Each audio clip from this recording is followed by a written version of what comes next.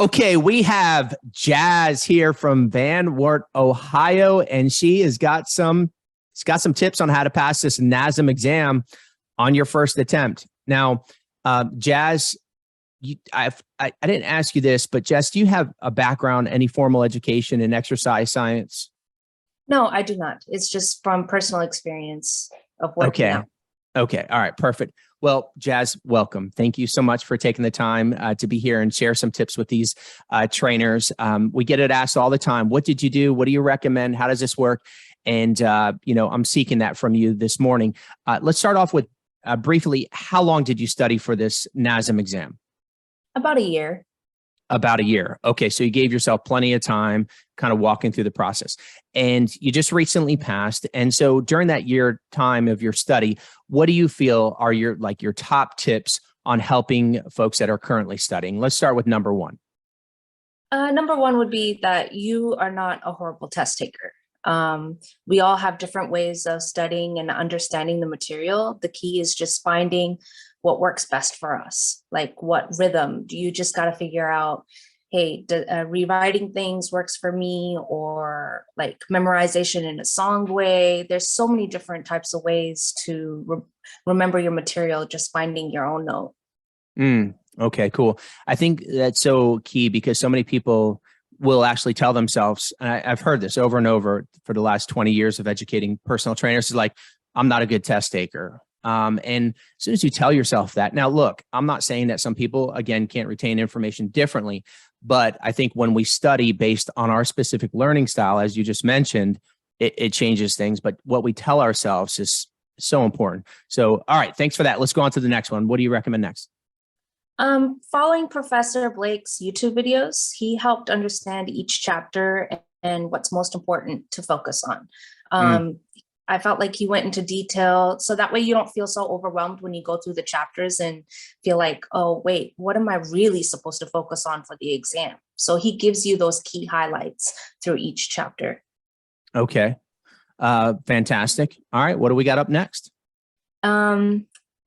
Professor Blake also mentioned in one of his videos to rewrite everything to grasp what is harder for you to memorize, like examples of names of antagonist muscles or synergist muscles.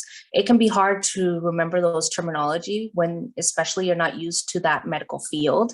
What he basically mentioned was that rewriting those names, you're more likely able to retain that information than just reading it. And that definitely helped for you? Yes, it did. Yeah. Fantastic. All right, let's go. Let's keep it rolling.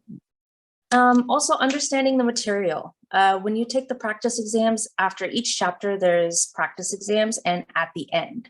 So when you're taking those exams, don't just retake those exams, actually understand the material. So when you're getting wrong answers, go back and look over those answers and understand why the answer is what it is, and do some other extra research, like look up some YouTube videos, go up to Google, type in some information, follow people on Instagram. They explain it better. Some of the personal trainers on there. Also the podcasts are options as well. It's just, there's so much information out there. It's just trying to figure out and understand why you picked the wrong answer and what the correct answer is. You'll be able to understand the material better.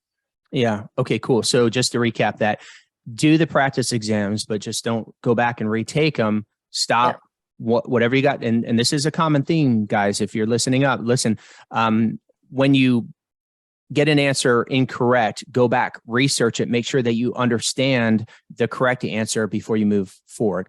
So it's not so much as scoring, retaking and scoring higher. It's making sure that you do the homework, go research it out, what you got wrong and why you got it wrong.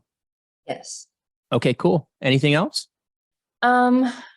Remember to get enough sleep, because sleep is very important, especially as personal trainers. Even through our education, it tells us how important sleep is.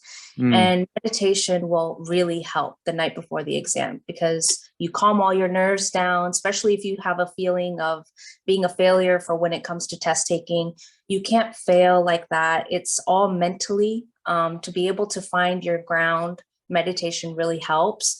And remember, keep repeating to yourself, The test is not the end of the world. Failing doesn't define you. It just remember why you chose this path and hold on to that. And that's what's going to drive you to be successful. Cool. Really cool. Jazz, thank you so much. I really appreciate these tips. And I think for some of the students, they get really worked up about the exam. And look, I remember years and years ago when I sat for my certification exam, but I think those tips of getting a good night's sleep, Doug also mentions on the final day, sometimes when we're doing our course, like, don't stay up all night studying. That's not going to do it. If it's not in there right now, don't stay up all night before the exam thinking that you're going to cram it in. It just doesn't work that way. The rest is much more important. So again, Jazz, thank you so much for your time coming in there to help all the other. Were there any other tips that you had? No, thank you for having me. Any way I can help. Yeah, so much. I think this is going to be really helpful. Guys, if you're listening right now, go onto YouTube, bodydesignuniversity.com. We are uploading a new study session, Doug is, every week to help you pass this exam. And we're getting better and better at it. And we're working hard to make sure that we deliver you content that's going to help you pass the exam and then ultimately move on to become a great trainer. One last question for you, Jazz. What do you plan to do with your certification? How are you doing it now or in the future? Are you planning to train people, get a job somewhere? How are you planning to use this certification to help others? I am working on getting a job with a gym just to get some foot in the door as well. But I also have some clients that I go in home and train them as so I'm just broadening my research, as well as there's always something new to learn. So having that mind and concept is really important. So fantastic. Well, go out there and help a bunch of people, as many as you can. And we wish you all the best. All right. Thank you so much. Thank you. Bye-bye.